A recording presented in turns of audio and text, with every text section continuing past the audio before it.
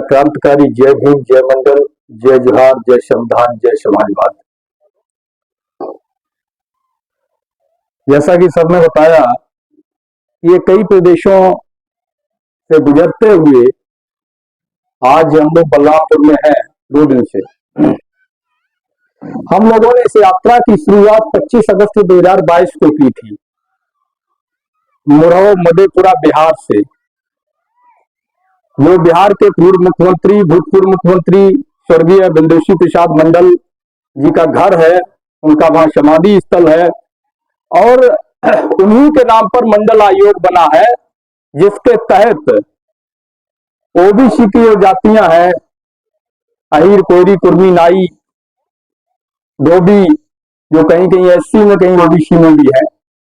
धोबी समाज के लोग उत्तर प्रदेश में एससी में आते हैं, महाराष्ट्र में ओबीसी में आते हैं।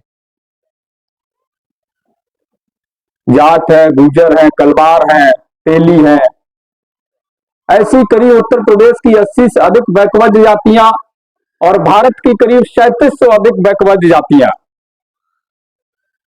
इनको ओबीसी आरक्षण का लाभ मिलता है। जो हमारे नौजवान साथी पढ़ रहे हैं और जो वैकेंसी में अप्लाई करते हैं, तो उनको पता होगा कि कैटेगरी लिखनी होती है, किस कैटेगरी में आप अप्लाई कर रहे हो। आप बैकवर्ड हो, ओबीसी हो, एससी हो, एसटी हो, शाबान। 1991 से पहले जब शुरुआत की बिहार में ओबीसी को आरक्षण देने की, कर्पूरी ठाकुर जो नाई समाज से आते थे, बिहार के मुख्यमंत्री थे, उन्होंने कहा कि हम पिछड़ी जातियों को रिजर्वेशन आरक्षण देंगे मुंगेरी लाल कमीशन के तहत। तो जब उन्होंने लागू किया और इसकी घोषणा की, तो उन लोगों ने, जो लोग हमेशा से हमारे अधिकारों के खिलाफ रहे, उन लोगों ने कर्पूरी ठाकुर साहब के तमाम अपशब्दों का प्रयोग किया, विरोध प्रदर्शन किया, यहां तक कि कहा कि आरक्षण कहां से आई, कर्पुरिया की माई, कर्पुरी कर्पुरा, छोड़ गद्दी उठा छुरा। और उसी समय उत्तर प्रदेश के मुख्यमंत्री बाबू रामनरेश यादव थे, जो आपके आजमगढ़ के रहने वाले थे। उन्होंने उत्तर प्रदेश के अंदर उसी तर्ज पर बैकवर्ड पिछड़ी जातियों को आरक्षण देने की घोषणा की। तो नारा दिया गया था कि रामनरेश वापस जाओ और लाठी लेके भैंस चराओ। आप लोगों को तो याद होगा। खैर, हमारा तो जन्म भी नहीं था, हमारा जन्म तो 91 में भी नहीं था जब मंडल आया था, हमारा जन्म 94 का है। तो हमने तो मंडल आंदोलन के दौर को भी नहीं देखा है, पर आप लोगों से जो जागरूक लोग हैं, उनसे हमने सुना है, किताबों में पढ़ा है, न्यूज आर्टिकल्स को पढ़ा है, और उसके बाद जो परिवर्तन आया है उसको महसूस भी किया है। जब मंडल कमीशन लागू करने की घोषणा बीपी सिंह जी करते हैं, तब भी यही होता है। लागू करने की घोषणा करने से पहले तक बीपी सिंह के बारे में कहा जाता है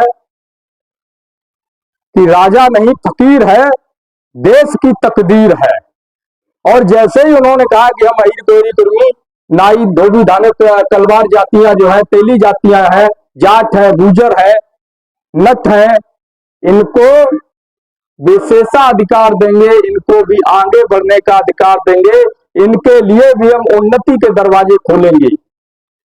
वैसे ही नारा बदल जाता है, और नारा क्या हो जाता है कि राजा नहीं लंक है, देश का कलंक है।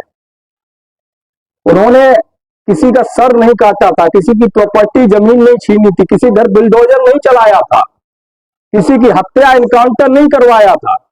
सिर्फ इतना ही किया था कि हम जो वंचित रह गए हैं, जो पिछड़ गए हैं, जिनको अवसर नहीं मिलता है, उनको अवसर देंगे।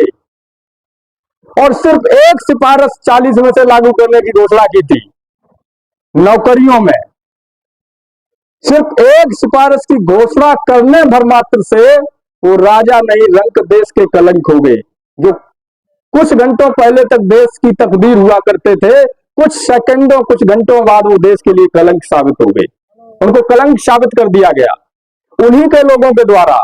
बीपी सिंह इलाहाबाद के मांडा के राजा थे, जो ठाकुर समाज से आते थे, यूपी के सीएम भी रहे और देश के पीएम भी रहे। तो आप सोचिएगा कि हमारी लड़ाई किससे है? क्या हमारी लड़ाई किसी व्यक्ति से है, किसी जाति से है, किसी धर्म मजहब से है? नहीं। अगर जाति से लड़ाई होती तो वीपी सिंह कभी भी हमारे लिए विशेषाधिकार की जो सुविधा है, आरक्षण है, वो लागू करने की घोषणा नहीं करते। अगर जाति से हमारी लड़ाई होती तो कभी भी ठाकुर अर्जुन सिंह 2006 में मंडल कमीशन की दूसरी सिफारिश उच्च शिक्षा में आरक्षण की व्यवस्था लागू करने की घोषणा नहीं करते। जाति, मजहब या धर्म से हमारी कोई लड़ाई नहीं है। हमारी लड़ाई तो सिर्फ अपने अधिकारों को पाने की लड़ाई है। जो हमें मिलना चाहिए, जो हमारा है और जो हमसे छीना गया है, उसको हासिल करने की लड़ाई है। और बैकवर्ड जातियों, ओबीसी के अंदर सभी धर्म मजहब के लोग आते हैं, चाहे वो हिंदू हो, मुसलमान हो, सिख हो, बौद्ध हो, सब आते हैं। इन सभी धर्मों की जातियों को मिलाकर के ही ओबीसी बनता है, तभी जाकर के 3,500 से ऊपर जातियां ओबीसी में होती हैं देश में। आज हमारे नौजवान इंतजार करते हैं, वैकेंसी नहीं आती, एलिगेशन लगाते हैं सरकार पे। सरकार तो बहुत अच्छी है, आप तो एलिगेशन लगाते हैं कि रोजगार नहीं देती। सरकार अच्छी क्यों है? सरकार इसलिए अच्छी है कि आप जब घर में बैठे हो, आप अपनी आवाज नहीं उठा रहे हो, तो सरकार अच्छी ही है, तभी ना चुपचाप बैठे हो। अगर सरकार बुरी होती, आपकी हकमारी कर रही होती, तो आप सड़कों पे होते। कुछ लोग राजनीति करते हैं हमारे जैसे, कह के कि सरकार जो है बेरोजगारी बढ़ा रही है। ये एलिगेशन है। और अगर ये सत्य है तो फिर आपको सड़कों पे आने की जरूरत है। ये फेसबुक, ट्विटर पे लिखने से काम नहीं चलेगा, व्हाट्सएप पे मैसेज भेजने से, रील बनाने से रोजगार नहीं मिलेगा। ये समझना होगा। पूरा सिस्टम उनके कंट्रोल में है। 69,000 शिक्षक भर्ती में क्या हुआ? 19,000 सीटों की बेईमानी उन्होंने कर ली और सीना ठोक करके ये कहा कि हाँ बेईमानी हुई है। बोलो क्या करोगे? क्या करोगे? 560 दिन करीब हो गए हैं, मात्र कुछ अभ्यर्थी मुट्ठी भर 50-100 की संख्या में वहां बैठे हैं इको गार्डन पे, धरना दे रहे हैं। आप कहां हो? अगर आप उनके समर्थन में नहीं हो तो आप सरकार के सपोर्ट में हो, आप सरकार को सह दे रहे हो। आप ये साबित कर रहे हो कि सरकार कुछ भी गलत नहीं कर रही है, सरकार सही है। और वो जो 19,000 सीटें चोरी की गई, वो चोरी नहीं हुई है, वो तो उनका हक था, इसलिए उन्होंने ले ली। और जो धरना दे रहे हैं वो बेईमान लोग हैं। ये साबित करता है ना कि सरकार सही है। अगर सरकार गलत होती और आपको लगता कि सरकार गलत है, हमारे बच्चों का हक छीना गया, 19,000 बच्चे हमारे अध्यापक बनने से रोक दिए गए, आपको इसका दर्द अगर होता तो आप घर पे नहीं बैठे होते, आप उनके साथ बैठे होते। और यही आपकी चुप्पी इन लोगों को ताकत देती है, इनकी हिम्मत बढ़ाती है लगातार जुर्म और बेईमानी करने के लिए। ये तो नौकरियों की बेईमानी है।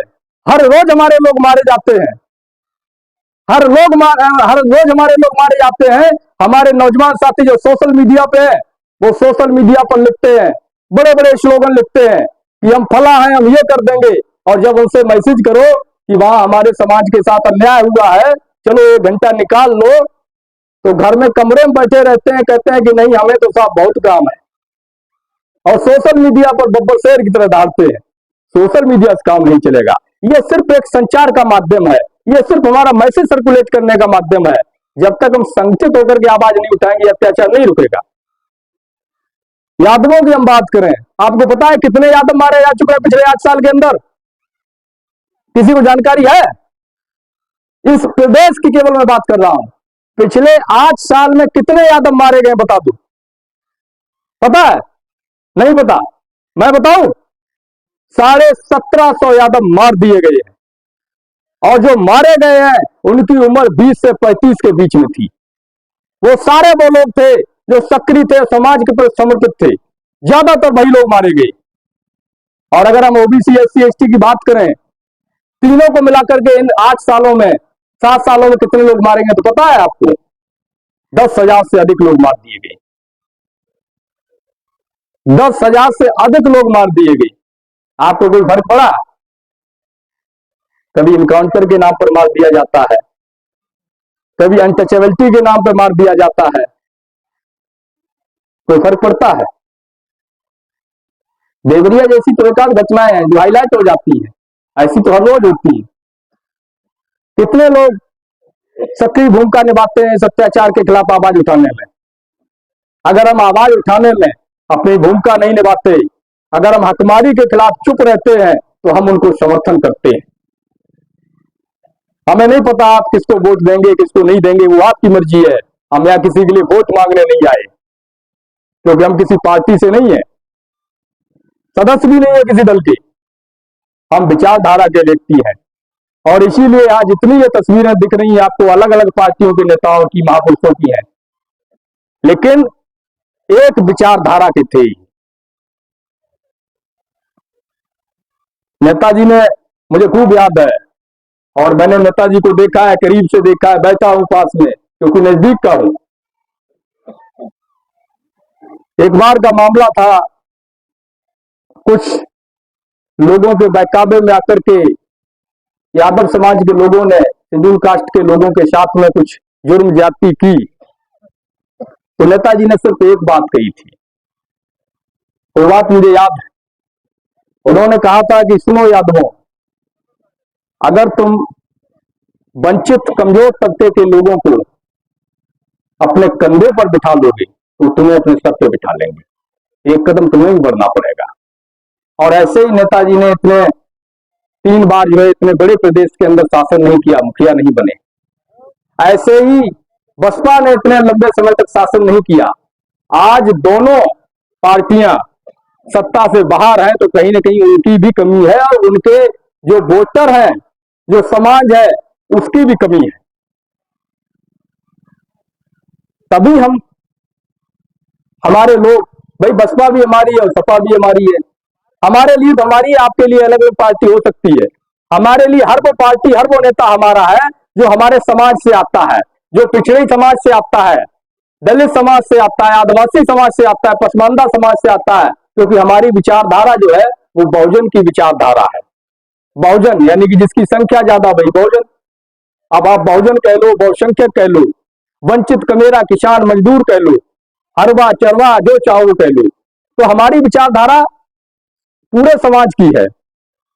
तो इस पूरे समाज से जो वंचित वर्ग है, इससे जो भी नेता जो भी दल आता है वो हमारा है एक नजर से। दूसरी नजर से वो हमारा तब है जब हमारी लड़ाई लड़े। जैसे अभी बीजेपी के अंदर तमाम हमारे लोग हैं, लेकिन वो हमारे नहीं है।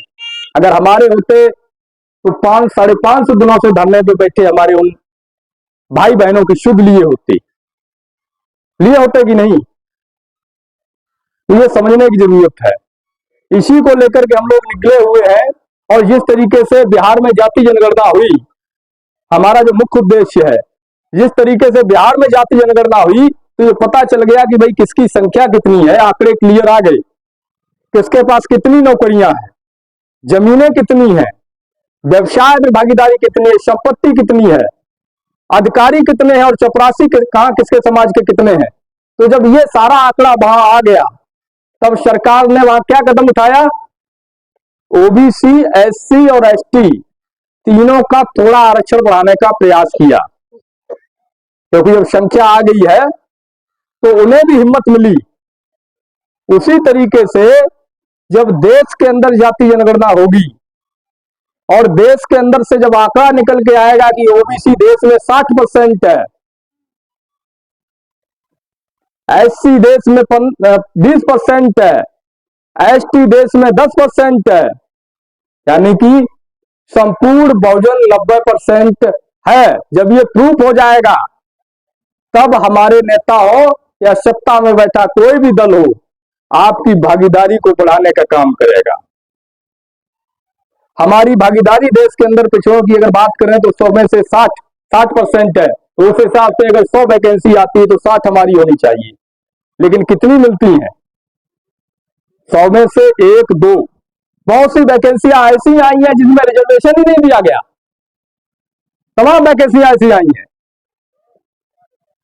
अभी राजस्थान में आई थी पिछले महीने, 3-4 महीने पहले, वन रक्षक की वैकेंसी थी, वन विभाग की। उसमें ओबीसी के 0, कोई पोस्ट नहीं।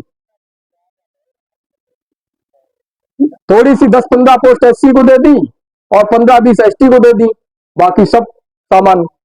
ईडब्ल्यूएस को करीब 40 से अधिक पोस्ट दी गई, ओबीसी को कुछ नहीं दिया गया।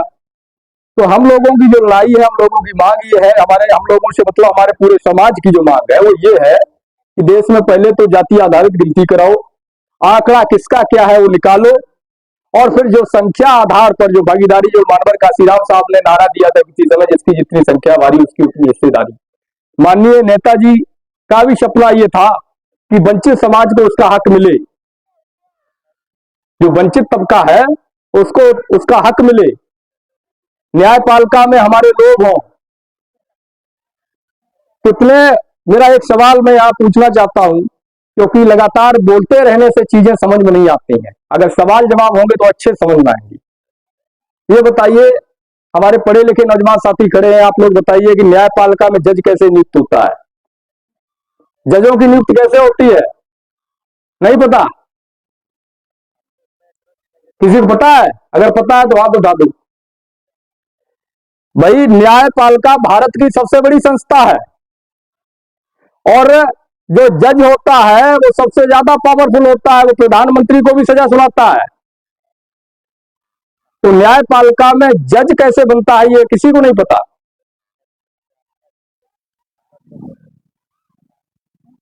समस्या यहीं से शुरू होती है। जो जानना चाहिए वो हमें पता नहीं होता है, लेकिन हमें यह पता होता है कि फलाने राजा का भाला जो है 5 कुंटल का था, ये हमें पता होता है। फलाने राजा का घोड़ा 1 किलोमीटर की छलांग लगाता था, ये हमें पता होता है, जबकि इसमें कोई तथ्य ही नहीं है ना। हमें पता होता है कि फलाने राजा ने अपनी तलवार से हिमालय को चीर दिया था।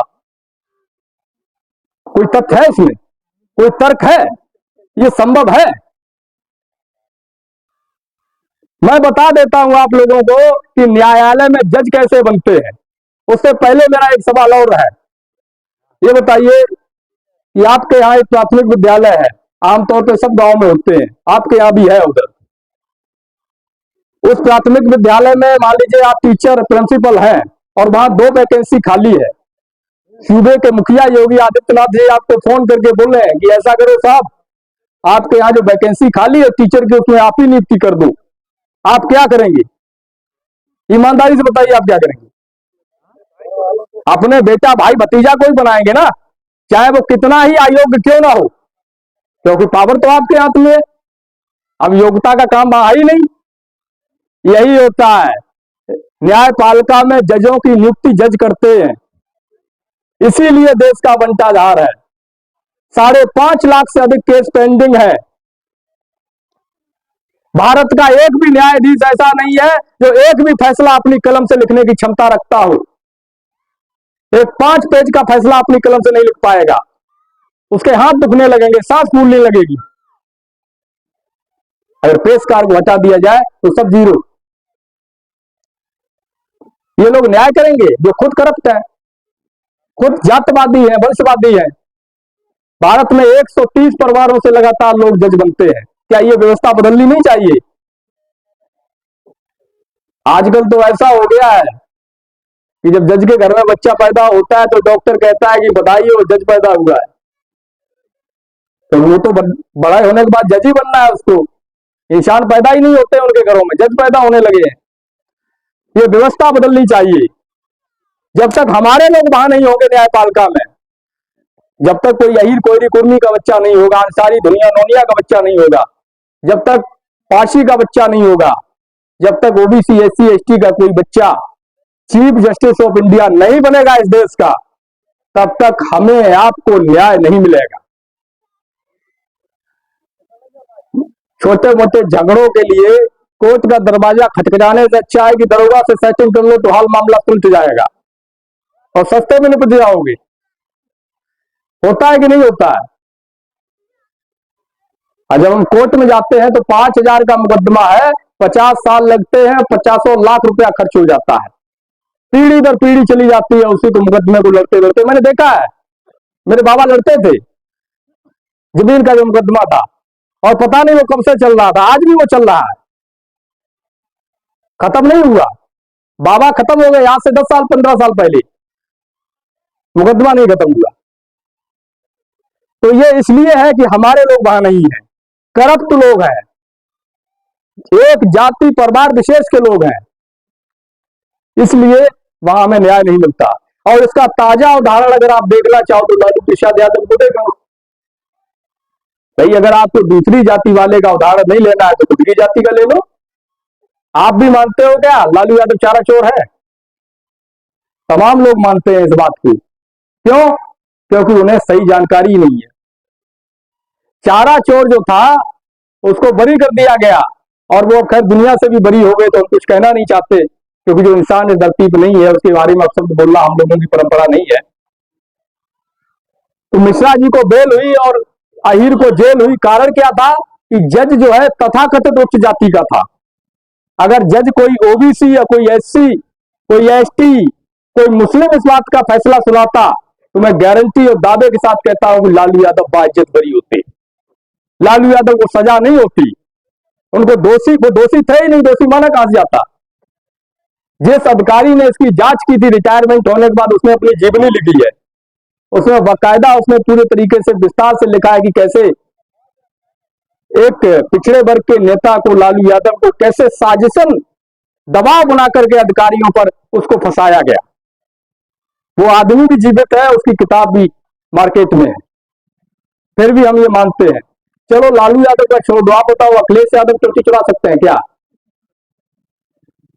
तमाम लोग जिनकी मानसिकता विकृत हो गई है वो ये मानते हैं कि अखिलेश टोटी चोर है। आईरो में भी बताओ, क्या अखिलेश टोटी चुरा सकते हैं क्या? जब आप इतने से भी उनकी चालों को नहीं समझ रहे। अखिलेश को पहले जब वो सीएम आवास से निकले तो गंगा जल से आवाज बुलवाया, उससे जब शांति नहीं मिली तो टोटी चोर घोषित कर दिया। तो ये वही लोग हैं जो हमें फूटी आंखों नहीं देखना चाहते, ये वही लोग हैं जो हमें कुर्सी पे बैठा नहीं देखना चाहते, क्योंकि कल तक तो ये हुक्म चला रहे थे। आज हमारे आपके लोग निकल करके सरपंच बन करके, प्रधान बन करके, एमएलए बन करके, एमपी बन करके, सीएम बन करके, डीएम एसपी बन करके हुक्म चला रहे हैं, तो इनको यहां पर चुभता है, यहां पर।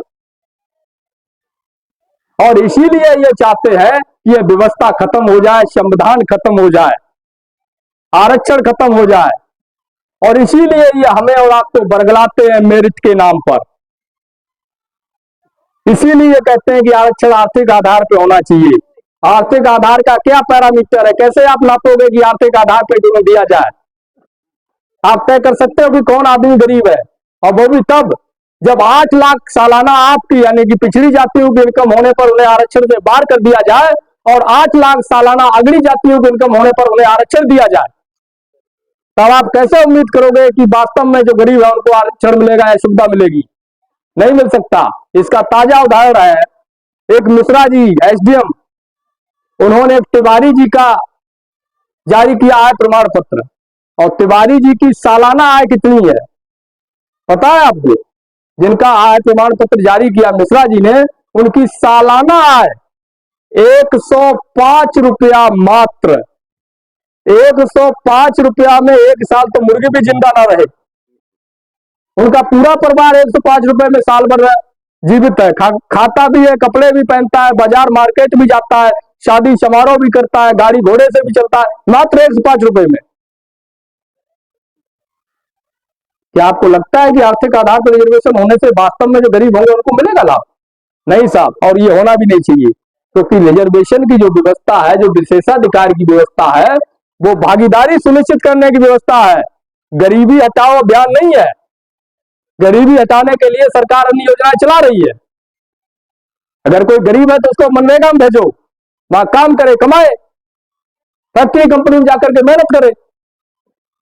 ये गरीबी उन्मूलन की योजना नहीं है, ये आपकी भागीदारी सुनिश्चित करने की योजना है।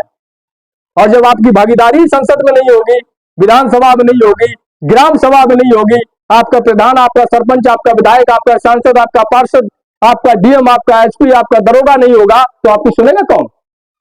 कौन सुनेगा आपकी? सुनेगा कोई? बताओ। आज उत्तर प्रदेश के सभी थानों में दरोगा किस जात के हैं, क्या आपको नहीं पता? जब मैनपुरी का चुनाव हुआ था, उपचुनाव, तो मैनपुरी के उपचुनाव में दरोगा छोड़ो, यादव सिपाही तक की ड्यूटी नहीं लगाई गई थी। जो वहां थे उनको भी बाहर भेज दिया गया था। क्यों? क्योंकि शायद कोई यादव रहता और ये जो बेईमानी करते हैं उसके खिलाफ आवाज उठा देता। सब जाति विशेष के बुलाए गए, और हम तो जानते हैं हमारे यहाँ तो सब जाति विशेष के भर दिए गए हैं। पर हम लोग लड़ने वाले लोग हैं, डरने वाले लोग नहीं है। हम लड़ते हैं, लड़ते रहेंगे। तो सिर्फ इसलिए, और जब भी अत्याचार होता है, देवरिया की घटना में आप लोग अगर गए हो और गौर किया हो, मैं गया था वहां पर और मैंने नोटिस किया, जो अधिकारी था, यहां उल्टा खेल होता है। जब आपके ऊपर अत्याचार हो उस समय आप ही के जात के सिपाहियों को लगाया जाएगा वहां पर।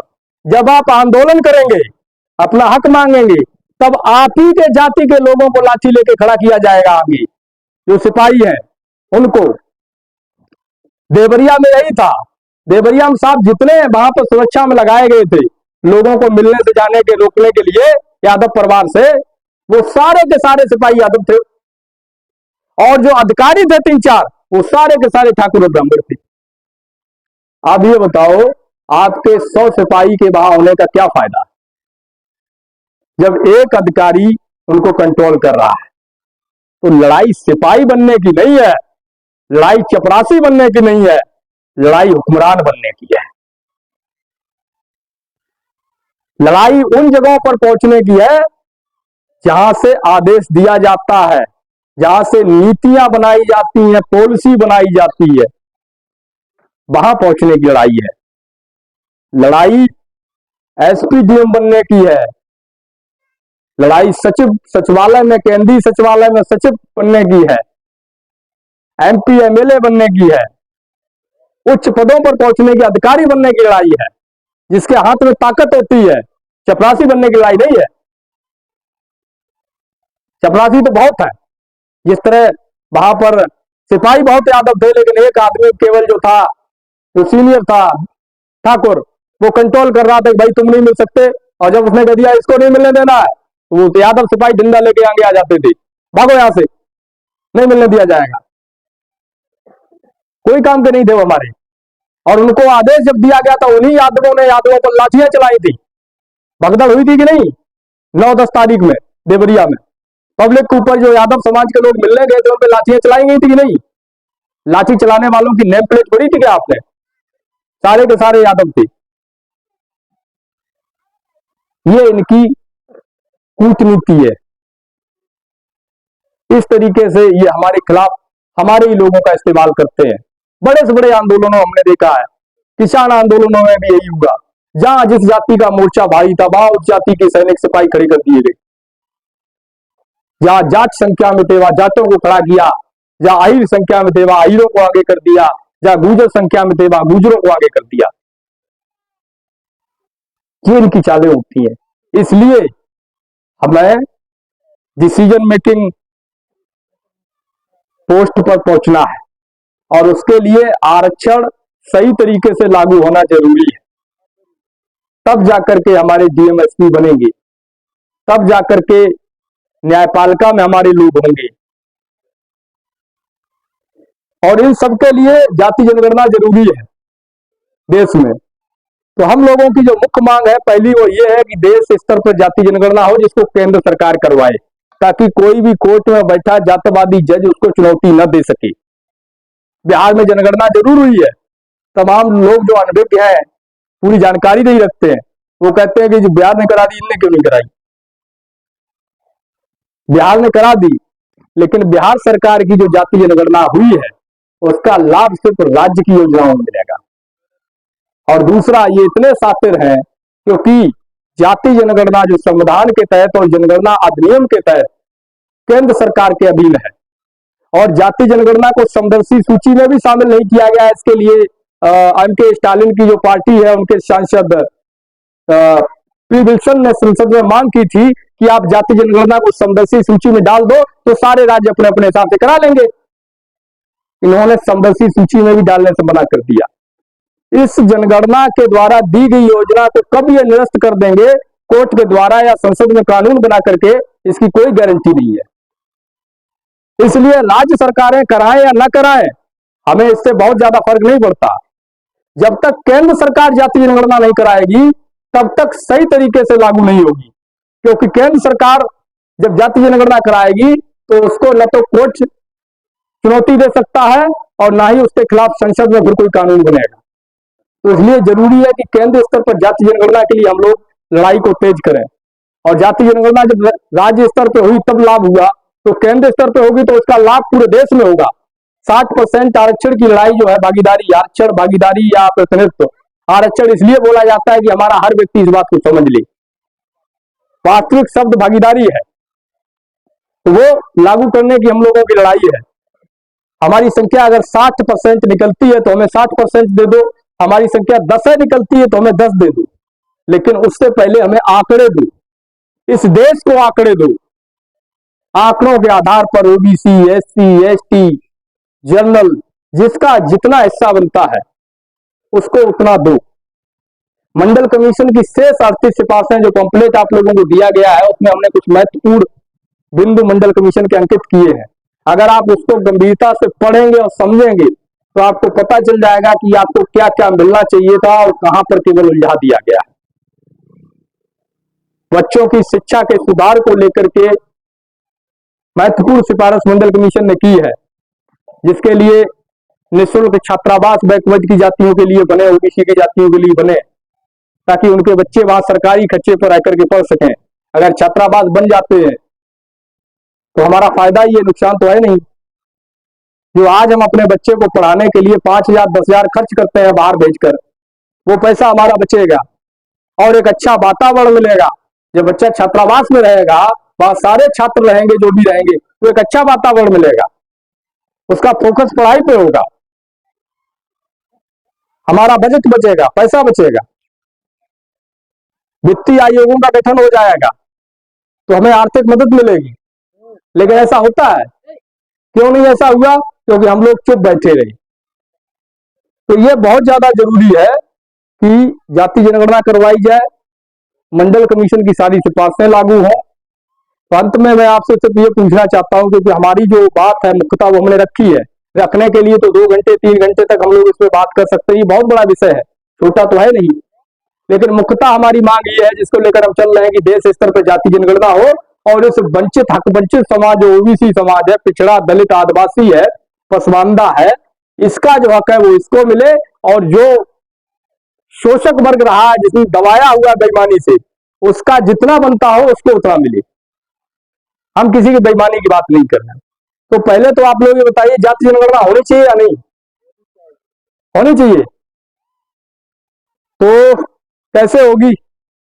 सरकार तो आजादी के बाद से ही इसके खिलाफ है, जब से देश आजाद हुआ है, क्योंकि सत्ता उनके हाथ में रही है जो हमारे विरोधी रहे हैं, और उन्होंने इसको कभी भी नहीं चाहा कि ये हो। उन्होंने तो कभी ये भी नहीं चाहता कि ओबीसी लोगों को आरक्षण मिले। वो तो उस समय हमारे आपके तमाम सांसद, जो उस समय शरद यादव, लालू यादव, मुलायम सिंह यादव, रामविलास पासवान, तमाम नेता जो जागरूक थे, समझते थे और भारी संख्या में सदन पहुंच गए। जनता दल पर इनका प्रभाव था, वीपी सिंह इनकी बात मानते थे, तो उस कारणवश ये संभव हो पाया। नहीं तो राजीव गांधी ने तो 3 से 4 घंटे तक संसद के अंदर विरोध किया था मंडल कमीशन का, और सिर्फ यही नहीं विरोध किया हो, उन्होंने तो विरोध में इतने अंधे हो गए थे कि मंडल कमीशन को कीड़ों का डिब्बा बता दिया था। ये कीड़ों का डिब्बा है, ये निकलेगा, ये खुलेगा, पिटारा खुलेगा तो पूरे देश में जहर फैल जाएगा, गंदगी फैल जाएगी, बीमारी फैल जाएगी। आज उन्हीं का पोता जो है, जितनी आबादी उतने हक की बात कर रहा है। ये आपकी जागरूकता का परिणाम है, और अगर आप और जागरूक होकर संगठित हो जाते हैं तो इन लोगों को अभी बात कर रहे हैं, कल देना पड़ेगा। तो इसलिए ये संभव तब होगा जब समाज साथ देगा। हम लोग 17 फरवरी को इसकी मांग को लेकर के लखनऊ में अयोध्या फैजाबाद रोड बीबीडी के पास स्थायी धरना आंदोलन शुरू करेंगे। आंदोलन तब होता है जब समाज भारी संख्या में जुड़ता है, और तभी सरकार झुकती है, तभी सरकार मानती है मांग को। तो यहां आप सभी ने समर्थन दिया, हर गांव में लोग समर्थन देते हैं, क्योंकि लोग समझने लगे हैं इन चीजों को। तब लोग जो है आंदोलन के साथ नहीं खड़े होते हैं, लड़ाई के साथ नहीं खड़े होते हैं। घर में बैठ करके दिया हुआ समर्थन किसी काम का नहीं है। जब तक ये समर्थन वहां भी ना पहुंचे जहां से लड़ाई शुरू होनी है। तो 17 फरवरी को मेरा ये निवेदन है कि आप लोग किसी व्यक्ति संगठन को ध्यान में न रखते हुए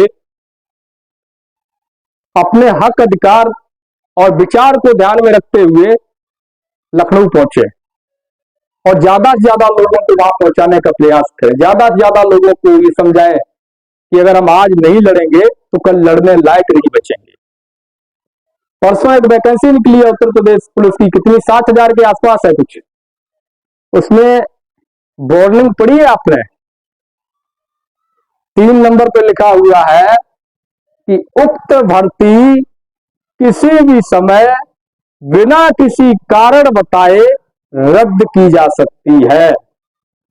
उक्त भर्ती में किसी भी समय बिना कोई कारण बताए पदों की संख्या में बदलाव किया जा सकता है। वो तो बड़ी ईमानदारी से कह रहे हैं कि हम बेईमानी करेंगे। मूर्खता तो हमारी आपकी है, जब समझ नहीं पा रहे हैं। हम आप मूर्ख हैं, हम समझ नहीं रहे। वो कह रहे हैं कि जब हमारी मर्जी होगी हम इसको बदल देंगे, हमारी मर्जी होगी, सारी चीजें होने के बाद भी हम इस भर्ती को रद्द कर देंगे। ज्वाइनिंग लेटर हाथ में देने के बाद नौकरी छीन लेंगे, वापस नहीं देंगे हम तुम्हें ज्वाइनिंग। इस वर्ष लिखा हुआ है और आप इसके खिलाफ कोर्ट भी नहीं जा सकते, क्योंकि वहां उन्होंने लिख दिया इस चीज को।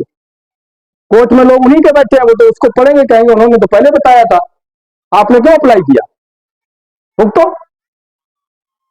तो ये बेईमान लोगों की सरकार है। और सत्ता में, भारत के केंद्र की सत्ता में, प्रदेशों की सत्ता में हमेशा ही बेईमानों की सत्ता रही है।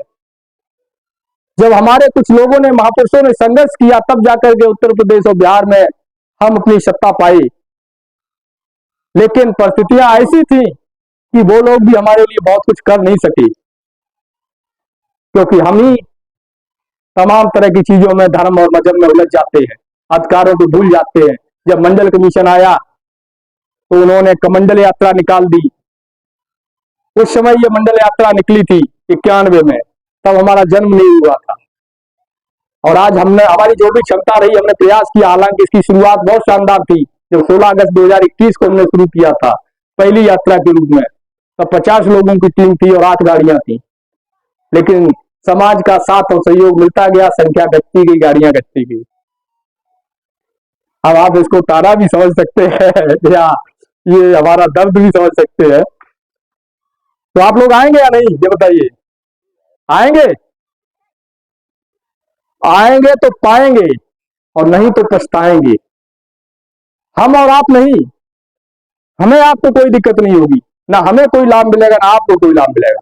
लेकिन आने वाली जो पीढ़ी है, जो ये बच्चे बैठे हैं, ये पछताएंगे और हमें गाली देंगे, क्योंकि जब सब खत्म हो रहा था तब तुम क्या कर रहे थे। तो कल को ये हमें बुढ़ापे पे गाली ना दे, इसलिए आज हमें लड़ना है। इसकी तो गारंटी नहीं है कि हम बचा पाएंगे। हो सकता है अगर समाज संगठित पूरी तरह नहीं हुआ तो ना बचा पाए, लेकिन अगर समाज संगठित हो गया तो उनके हलक में हाथ डाल करके अपना हक छीन लेंगे। समाज से बढ़कर कुछ नहीं है। तो बहुत बहुत धन्यवाद आप सभी का, समय देने के लिए, सुनने के लिए, उत्साहवर्धन के लिए। और आप सभी को मेरा क्रांतिकारी जय भीम, जय मंडल, जय जवाहर, इंकलाब जिंदाबाद, गुलाम जिंदाबाद, जय संविधान। साथियों नमस्कार, जय मंडल, जय श्रमदान, जय जोहार। मैं अनुज सिंह विद्रोही। साथियों आप देख रहे हो मंडल यात्रा 25 अगस्त 2022 से चल रही है और 17 फरवरी 2024 तक चलेगी। जातिवार जनगणना को लेकर, मंडल कमीशन की सिफारिशों को लागू करवाने को लेकर, जनसंख्या के अनुपात में आरक्षण की मांग को लेकर के, और 17 फरवरी 2024 से स्थायी आंदोलन की शुरुआत होगी। दोस्तों, इस यात्रा के जरिए आंदोलन का निर्माण करने के लिए हमें आपके साथ की ज़रूरत है और सहयोग की ज़रूरत है। आप सभी से अपील है कि आप सभी इस यात्रा को चलाने के लिए आर्थिक सहयोग करें, यात्रा के जो वीडियोज़ हैं उनको अधिक से अधिक शेयर करें, और हमारे इस यूट्यूब चैनल को सब्सक्राइब कर लें, बेल आइकन को प्रेस करें ताकि आपको नोटिफिकेशन मिलता रहे, और अधिक से अधिक लोगों तक इस सूचना को पहुंचाएं। अपना कोई मीडिया नहीं है, अपना कोई तंत्र नहीं है, हम लोगों को अपनी लड़ाई, अपनी सूचनाएं खुद ही प्रसारित करनी, खुद ही लड़ाई को खड़ा करना है। शुक्रिया। जय मंडल, जय श्यामदान।